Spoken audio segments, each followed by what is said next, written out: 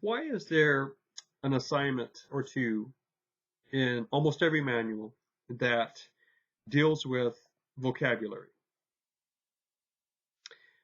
Your vocabulary is going to grow as you watch the movies and read the books and work with the material. But why do we actually bring some words in and ask you to look at word roots or to use them once in a term or twice in a term? And isn't that sort of eventually a strategy that falls apart? I mean, there's just too many words. Why even bother? Well, we aren't here to provide you an exhaustive experience of learning. You know, we are just here whenever we have content, we use it as an example of a method of learning. All right. So sure, we understand that, really, if through the whole program you remember like 20 of these weird words that we throw at you, um, that would be kind of good, you know.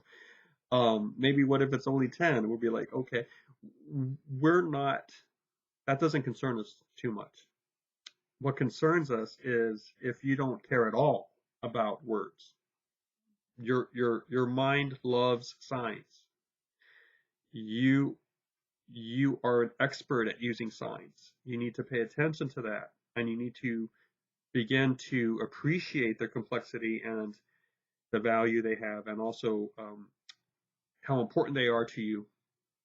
And why don't you begin to look at them per se as things in themselves, and some of the words we ask you to use in the vocabulary are kind of unique words, but also very useful when you think about it. And um, we are simply trying to develop an awareness of words.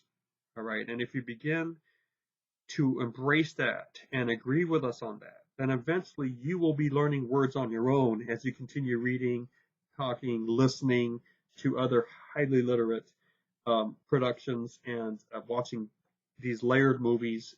Vocabulary growth just happens on its own. We don't have to design it. But the reason we do design it here is simply to stress the fact that we want you to start becoming more aware of the words you're using. And we want you to be aware of words as words, their complexity, their history, and how you can then begin to use them in very creative ways.